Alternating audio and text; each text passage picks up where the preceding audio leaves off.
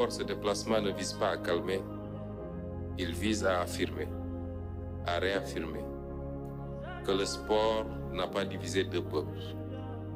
Il a éprouvé leur lien. Il n'a pas opposé le Sénégal et le Maroc. Il a mis à l'épreuve l'intensité de deux passions nationales dans un espace commun.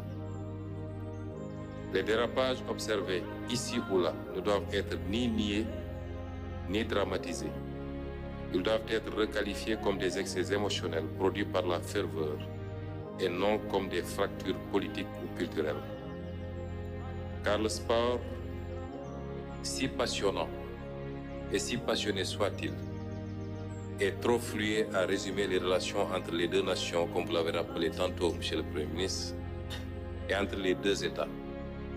Relations faites de l'ancienneté des liens humains, spirituels, économiques et culturels, que vous avez rappelé tantôt. De la circulation historique des personnes, des savoirs, des confréries, des étudiants, des entrepreneurs. De la confiance politique bâtie dans la durée, au-delà des alternances et des conjonctures. Un lien entre État et peuple qui survit aux événements parce qu'il est enraciné dans l'histoire partagée. Ce voyage donc, Excellence Monsieur le Premier ministre, sous le sceau de la 15e session de la commission mixte, n'est pas un voyage d'apaisement. Est-ce d'ailleurs réellement nécessaire si l'amitié sénégalo-marocaine est ce qu'il se dit?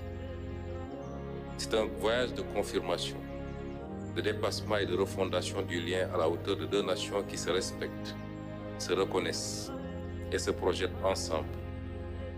Plus que de clore un incident, nos travaux doivent sceller un avenir commun et réaffirmer que l'amitié sénégalo-marocaine est plus forte que les émotions, que deux peuples frères peuvent traverser l'intensité sans se diviser, que leur avenir commun est appelé à être plus dense, plus structuré et plus ambitieux.